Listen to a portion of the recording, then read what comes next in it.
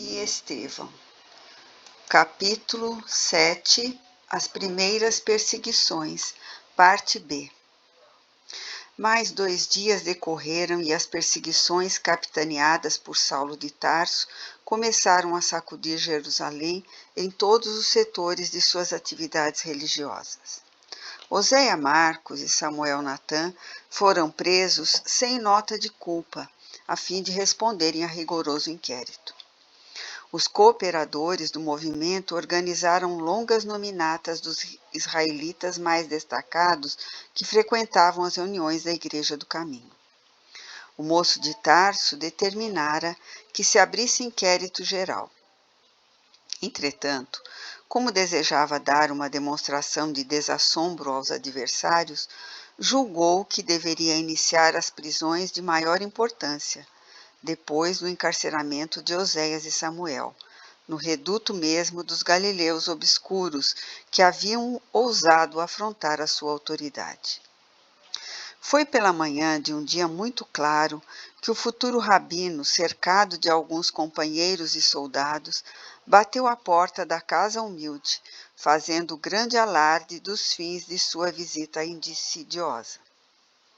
Simão Pedro, em pessoa, foi atendê-lo com grande serenidade nos olhos. Indisfarçável pavor estabeleceu-se entre os mais tímidos, porquanto 2 jovens que acompanhavam o apóstolo se incumbiram de correr ao interior e espalhar a notícia. És tu, Simão Pedro, antigo pescador de Cafarnaum? Perguntou Saulo com certa insolência. Eu mesmo, respondeu com firmeza. Estás preso, disse o chefe da expedição num gesto de triunfo. E mandando que 2 dos companheiros se adiantassem, ordenou que fosse o apóstolo algemado incontinente. Pedro não opôs a mínima resistência. Impressionado com o temperamento pacífico que os continuadores do Nazareno testemunhavam sempre, Saulo objetou com escárnio. O mestre do caminho deve ter sido um alto modelo de inércia e covardia. Ainda não encontrei qualquer indício de dignidade nos seus discípulos, cujas faculdades de reação parecem mortas. Recebendo em cheio tão acerba injúria, o ex-pescador respondeu serenamente. Enganai-vos quando assim julgais. O discípulo do Evangelho é apenas inimigo do mal, e na sua tarefa coloca o amor acima de todos os princípios. Além do mais, nós consideramos que todo julgo com Jesus é suave. O jovem tarsense, detentor de tão alto poderio, não dissimulou o mal-estar que a resposta lhe causava, e apontando o continuador de Jesus, disse a um dos homens da escolta: Jonas, toma conta dele. E acentuando ironicamente as palavras, dirigiu-se aos demais com um gesto de desprezo para o apóstolo algemado, que o contemplava sereno, embora surpreendido. Não discutamos com este homem. Esta gente do caminho está sempre cheia de raciocínios absurdos. É preciso não perder tempo com a cegueira da ignorância. Vamos até lá dentro, prendamos os chefes. Os sequazes dos carpinteiros hão de ser perseguidos até o fim. Resoluto, tomou a dianteira, penetrando ousadamente em busca dos apartamentos mais íntimos. De porta em porta, encontrava mendigos que o fitavam, tomados de espanto e amargura. O quadro vivo de tanta miséria abrigada enchia-o de admiração, mas esforçava-se por não perder a infibratura implacável, de maneira a executar seus projetos nos menores detalhes. Ao lado da enfermaria de mais vastas proporções, encontrou o filho de Zebedeu, que lhe ouviu a voz de prisão sem alterar serenidade fisionômica. Sentindo as mãos grosseiras do soldado que lhe aplicava as algemas, João ergueu os olhos ao alto e murmurou simplesmente: encomendo-me ao Cristo. O chefe da caravana olhou com profundo desprezo e exclamou altivamente para os companheiros: faltam 2 dos mais suspeitos, procuremo-los. Referia-se a Filipe e Tiago, na qualidade de discípulos direto do Messias Nazareno. Mais alguns passos e o primeiro foi encontrado facilmente. Filipe deixou-se algemar sem um protesto. Suas filhas o rodearam aflitas e chorosas. Coragem, filhas, disse ele sem temor. Acaso seríamos superiores a Jesus, que foi perseguido e crucificado pelos homens? Ouves, Clemente? Perguntou Saulo irritado a um dos amigos mais cotados.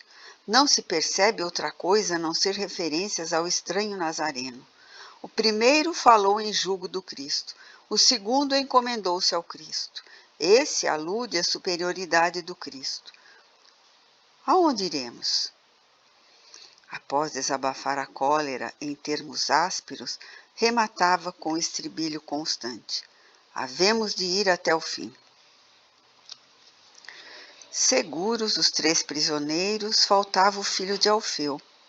Alguém se lembrou de procurá-lo no tosco biombo que ocupava. Com efeito, lá o acharam ajoelhado, tendo diante dos olhos um rolo de pergaminho em que se encontrava a lei de Moisés. Via-se-lhe a palidez mármore do rosto, quando Saulo se aproximou ríspido. Que é isso? Há aqui alguém que cuide da lei? O irmão de Levi levantou os olhos transbordantes de sincero receio e explicou humilde: Senhor, jamais esqueci a lei de nossos pais. Meus avós ensinaram-me a receber de joelho as luzes do profeta santo. A atitude de Tiago não traduzia fingimento, consagrando o máximo respeito ao libertador de Israel. Sempre ouvira dizer que seus livros sagrados estavam tocados de virtude santa. Na expectativa do cárcere, atemorizara-se com o perigo iminente. Não pudera compreender maiormente, como os outros companheiros, o sentido divino e oculto das lições do Evangelho. O sacrifício inspirava-lhe indisfarçáveis temores. Afinal, pensava ele na compreensão parcial do Cristo. Quem ficaria para superintender as obras começadas? O Mestre espiara na cruz, e naquele instante os apóstolos de Jerusalém estavam presos. Precisava defender-se com os meios possíveis ao seu alcance. Imaginou recorrer às virtudes sobrenaturais da lei de Moisés, de acordo com as velhas crenças. Genuflexo esperava os verdugos que se aproximavam. Em face da atitude imprevista de Tiago, Saulo de Tarso estava atônito. Só os espíritos profundamente aferrados ao judaísmo liã, de joelhos nos ensinamentos de Moisés. Em sã consciência, não poderia ordenar a prisão daquele homem. O argumento que justificava sua tarefa perante as autoridades políticas e religiosas de Jerusalém era o combate aos inimigos das tradições. Mas não sois amigo do carpinteiro? Com invejável presença de espírito, o interpelado respondeu: não me consta que a lei nos impeça de ter amigos.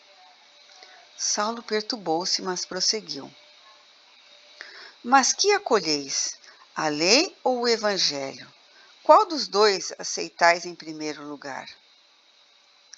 A lei é a primeira revelação divina, disse Tiago com inteligência. Ante a resposta que o desconcertava, de alguma sorte o moço de Tarso refletiu um momento e acrescentou, dirigindo-o aos circunstantes: está bem, este homem fica em paz. O filho de Alfeu, intimamente satisfeito com o resultado de sua iniciativa, acreditava agora que a lei de Moisés estava tocada de graças vivas e permanentes. A seu ver, fora o código do judaísmo o talismã que o conservara em liberdade. Desde esse dia, o irmão de Levi ia consolidar para sempre suas tendências supersticiosas. O fanatismo que os historiadores do cristianismo encontraram na sua personalidade enigmática teve aí sua origem.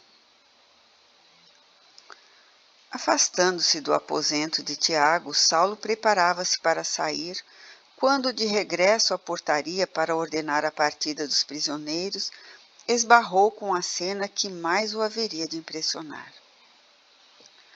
Todos os doentes que se podiam arrastar, todos os abrigados capazes de se moverem, cercavam a pessoa de Pedro, chorando comovidamente.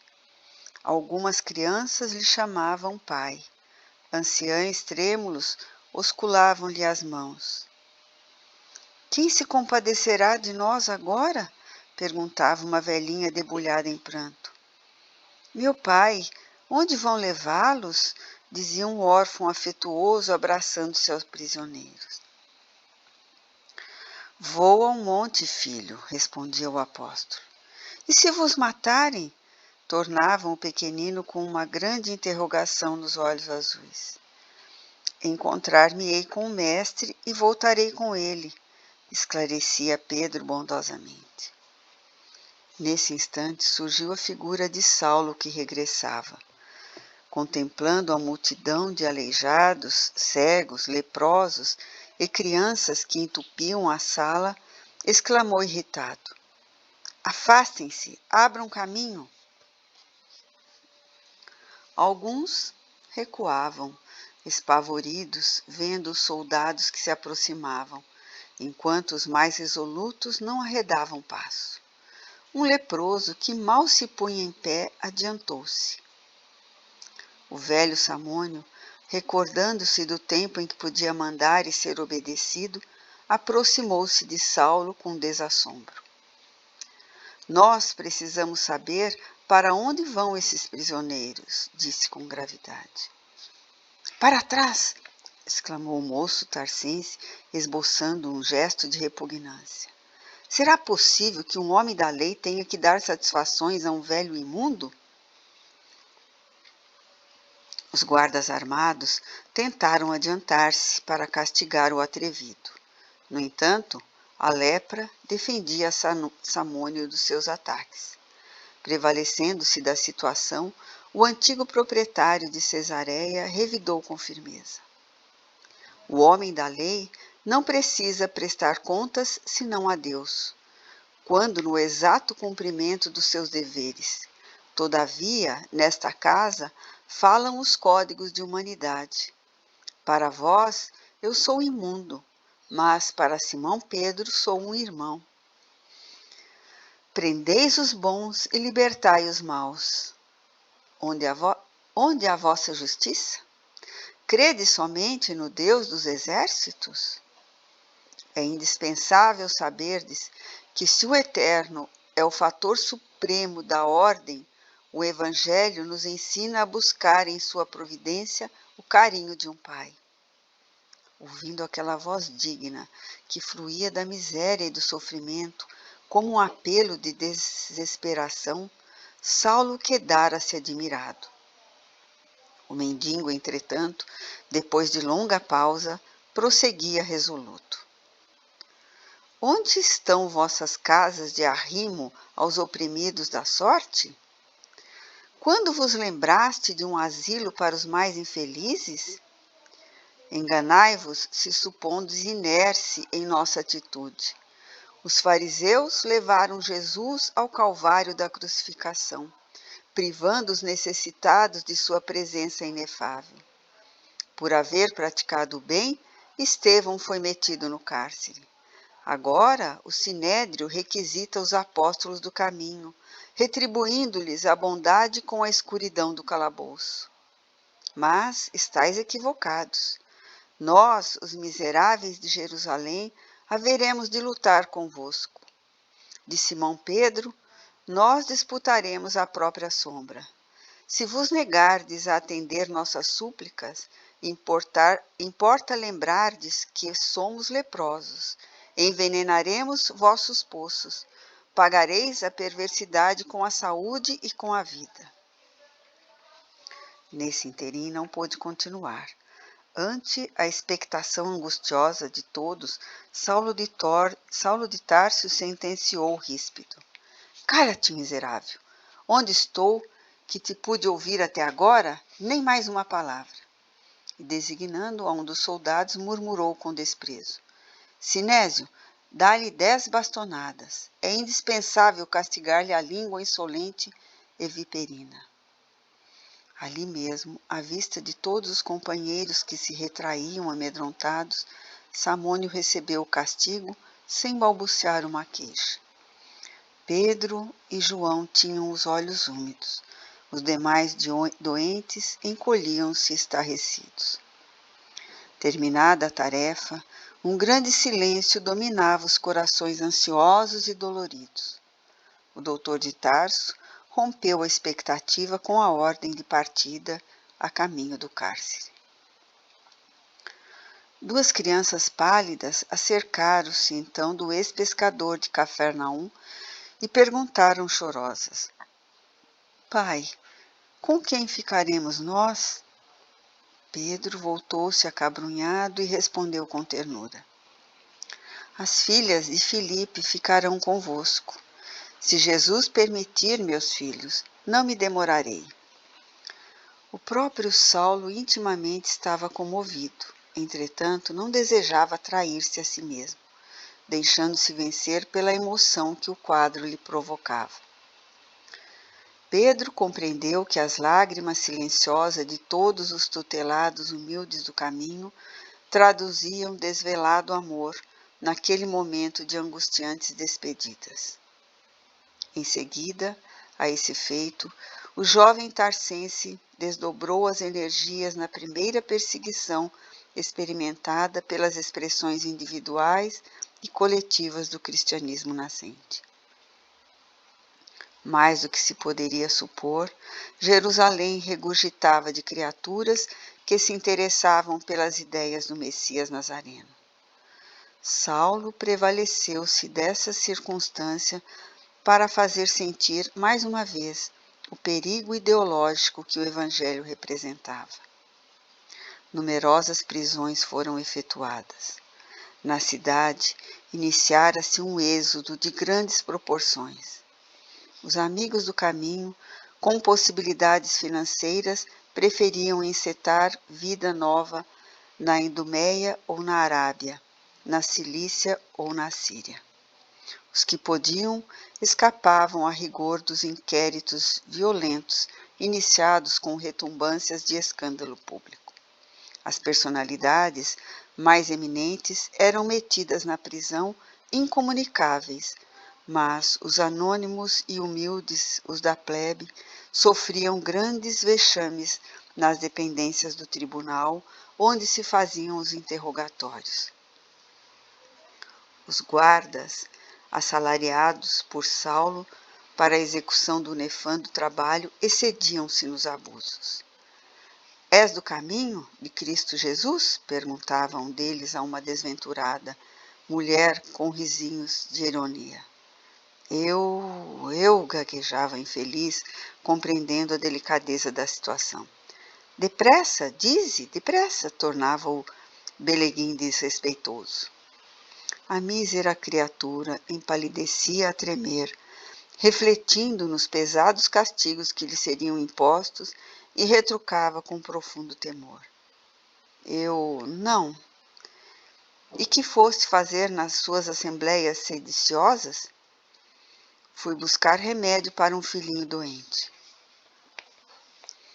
Em face da negativa, o preposto do sinédrio parecia acalmar-se, mas logo exclamava para um dos auxiliares: Muito bem, a interrogada pode ir em paz.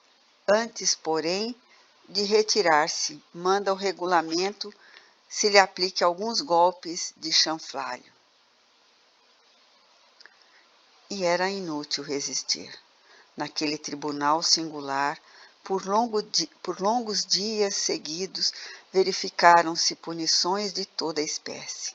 Das respostas do querelado dependiam o encarceramento, os açoites, o chanfalho, as bastonadas, as macerações e os apupos. Saulo tornara-se a mola central do movimento terrível e execrado por todos os simpatizantes do caminho. Multiplicando energias, visitava diariamente os núcleos do serviço a que costumava chamar expurgo de Jerusalém. Desenvolvendo atividade pasmosa, dentro da qual mantinha a vigilância constante das autoridades administrativas, encorajava os auxiliares e prepostos, instigava outros perseguidores dos princípios de Jesus, sem deixar arrefecer-se o zelo religioso do Sinédrio.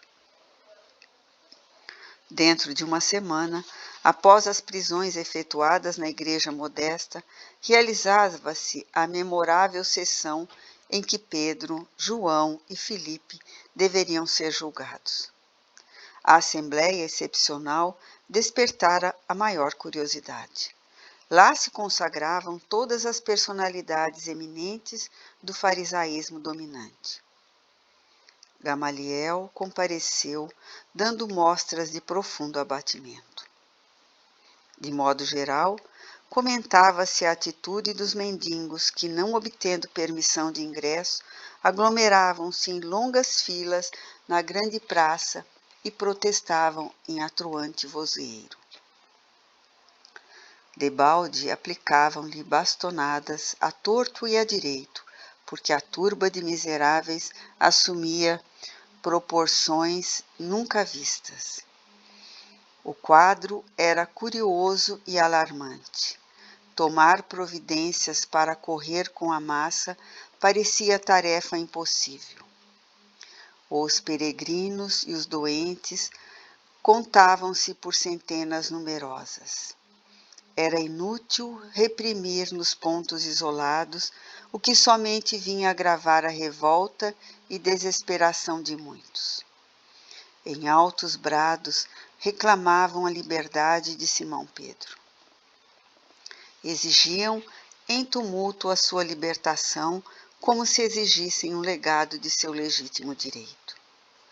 No salão nobre, não só os assistentes comentavam o fato, mas também os juízes não dissimulavam profunda impressão. O próprio Anás contava o assédio de que vinha sendo objeto por parte dos favorecidos de Jerusalém.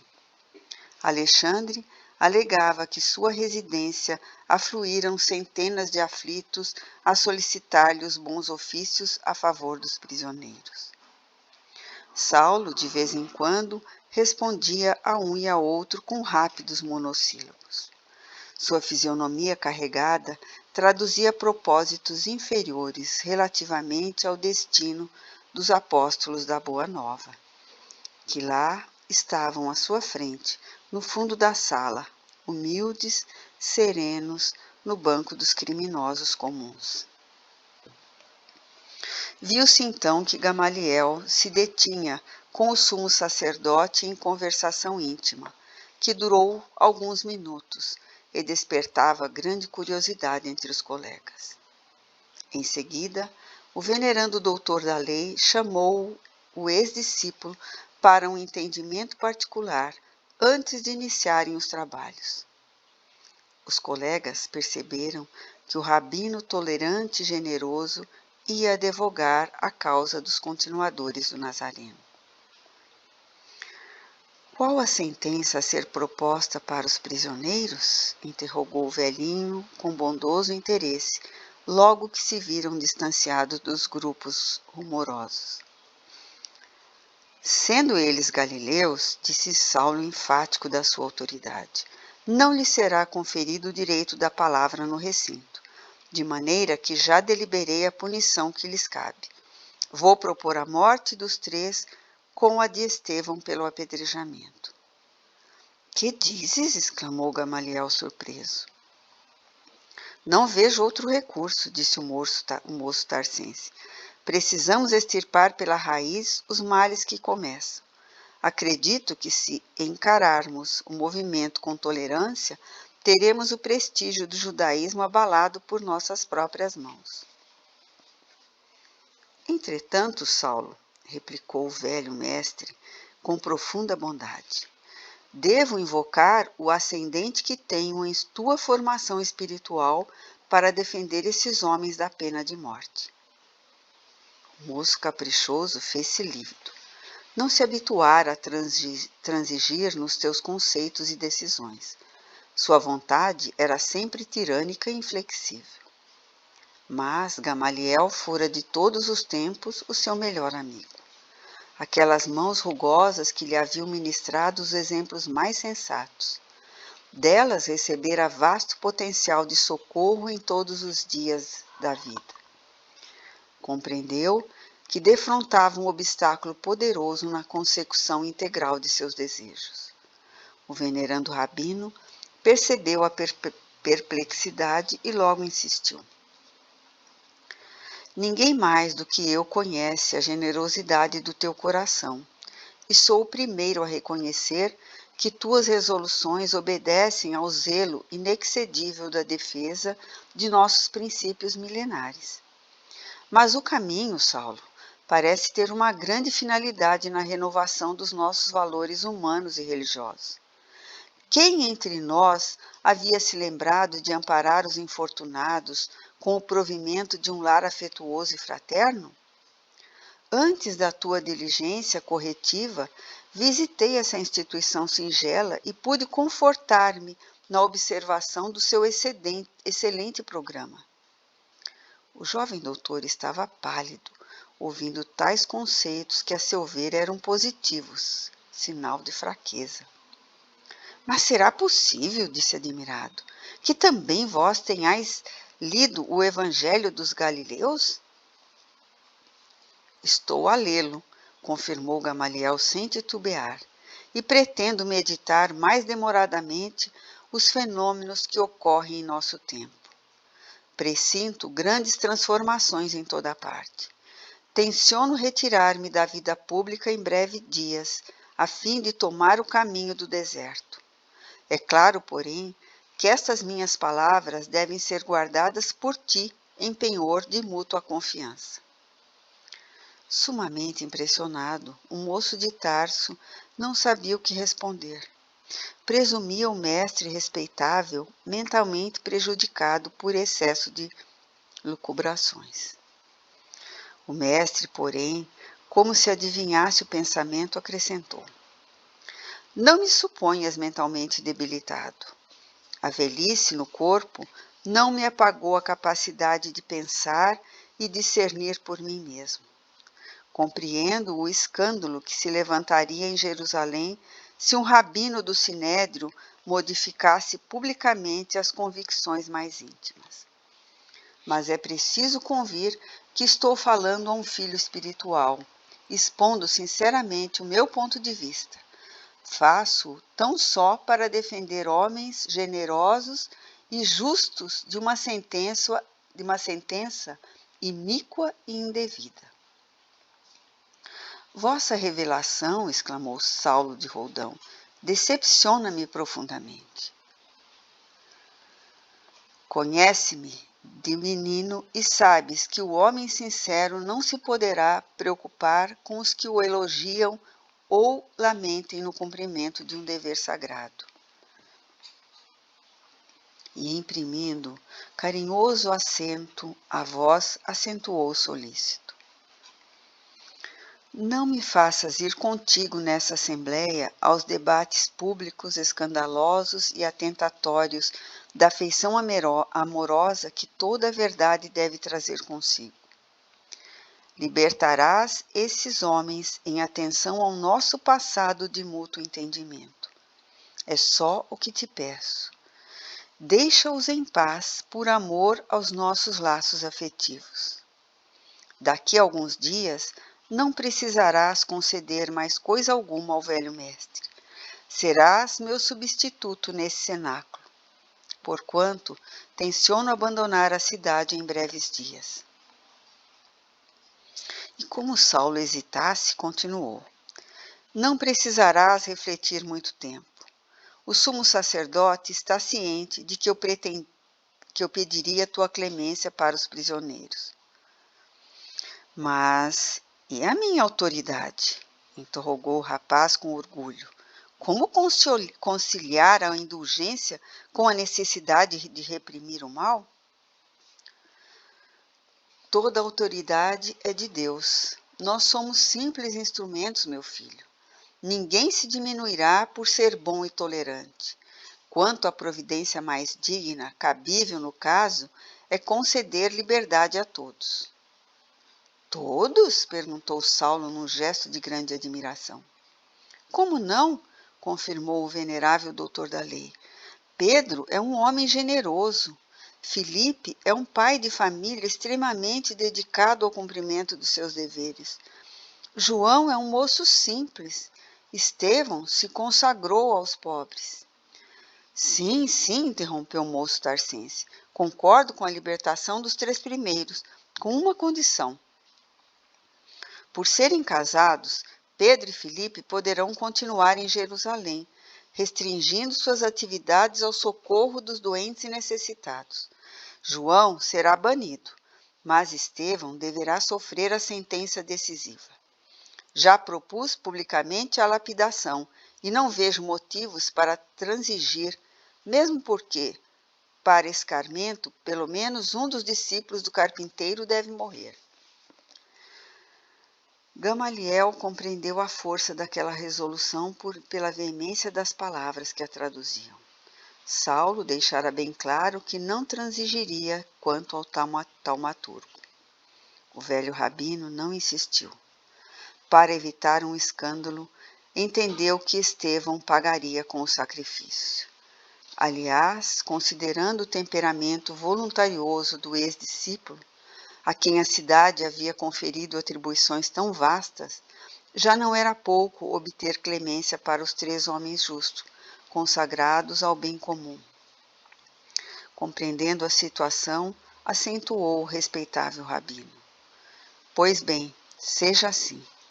E com um sorriso de bondade deixou o moço algo preocupado e perplexo. Daí instantes, com surpresa geral da assembleia, Saulo de Tarso da tribuna propunha a libertação de Pedro e Filipe, o banimento de João e reiterava o pedido de apedrejamento para Estevão, por considerá-lo o mais perigoso dos elementos do caminho.